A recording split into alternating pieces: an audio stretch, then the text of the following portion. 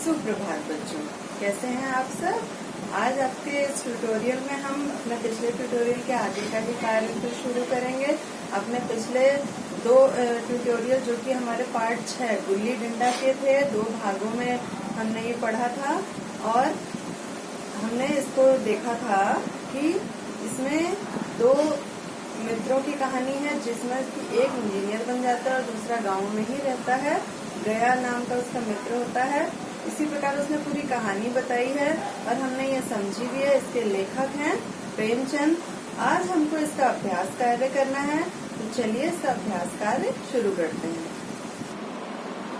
अभ्यास कार्य।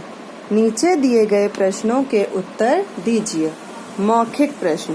पहला प्रश्न है, कहानी में लेखक जिस मित्र से मिला उसका नाम क्या है।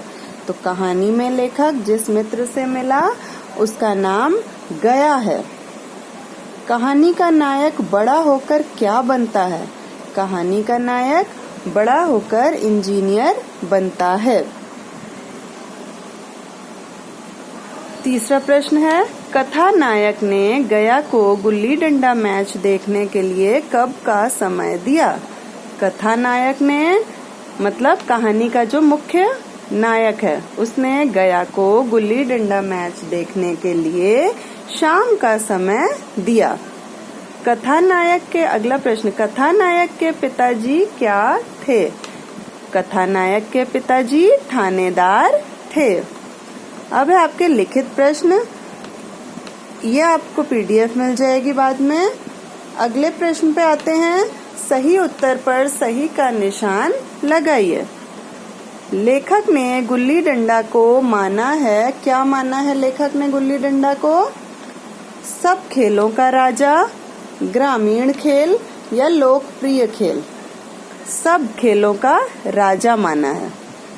गया गुल्ली डंडा पर इस तरह लपकता था जैसे मछली पकड़ रहा हो, बंदर फलों पर लपकता हो, शेर शिकार पर लपकता हो। तो पहला प्रश्न इसका पहला विकल्प इसका सही है, मछली पकड़ रहा हो। गुल्ली डंडा खेल से संबंधित शब्द है, मतलब कौन सा शब्द गुल्ली डंडा खेल से संबंधित है। पाला, लॉन या गुच्ची। तो गुच्ची शब्द है जो कि गुल्ली डंडा खेल से संबंधित शब्द है। अगला है, प्रस्तुत पाठ किसके द्वारा लिखा गया है। महादेवी वर्मा, प्रेमचंद, गोपाल कृष्ण। तो प्रेमचंद है इसके लेखक। अगला है आपका, सही कथन पर सही तथा गलत कथन पर गलत का निशान लगाइए। पहला है, लेखक ने गया के समक्ष मतलब सामने गुल्ली डंडा खेलने का प्रस्ताव रखा। बिल्कुल सही है।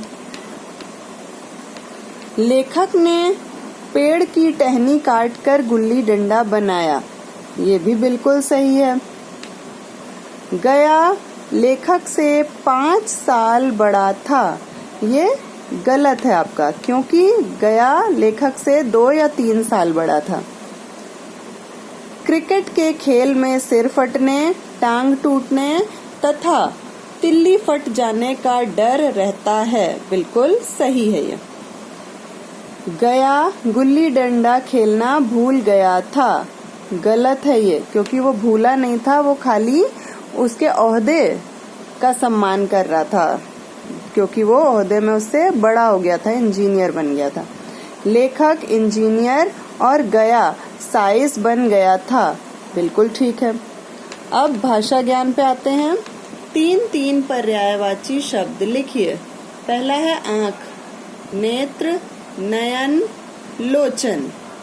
आँख के 3 पर्यायवाची नेत्र, नयन, लोचन।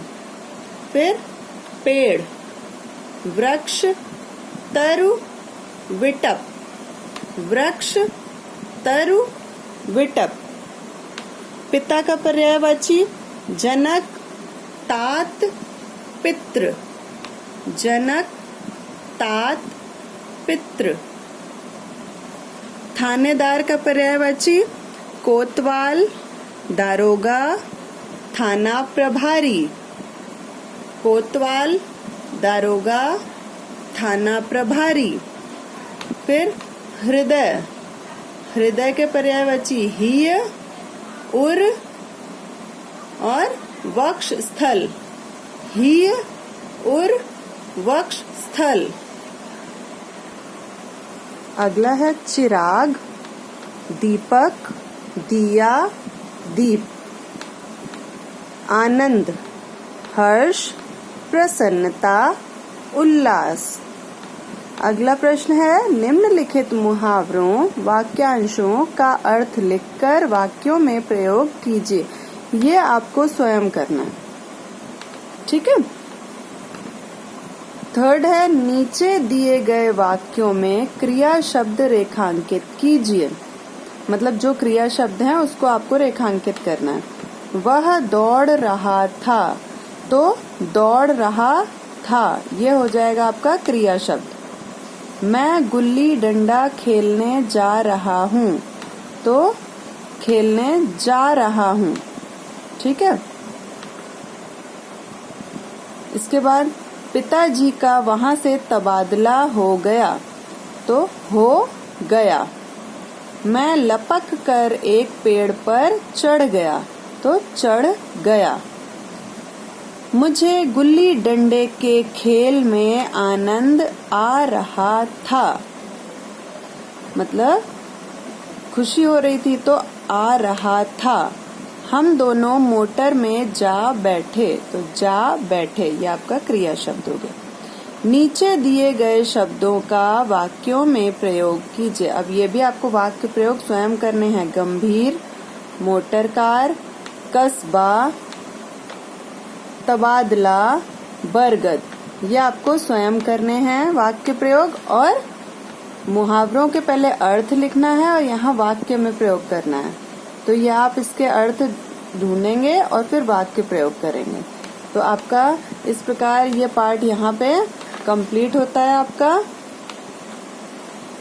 आपका ये खत्म हो गया आपका पार्ट, जो कि दूसरा था। पहला हमने पढ़ा था इसी पुस्तक का अकबरी लोटा, और दूसरा पार्ट ये हमने पढ़ा गुल्ली डंडा। अब आपका एक पार्ट बचा है जो कि कविता है, वो हम बाद में शुरू करेंगे। आज आपका हिंदी साहित्य के 3 पार्ट में से 2 पार्ट यहाँ पे पूरे हो गए हैं। आप इसको अच्छे से पढ़ेंगे पूरा पार्ट, और इसको एक्सरसाइज को भी याद करेंगे, अच्छे से देखेंगे और इसके शब्दार्थ अच्छे से याद कर लीजिएगा। मिलते हैं अगले ट्यूटोरियल में, तब तक के लिए सब अपना ध्यान रखिएगा। धन्यवाद।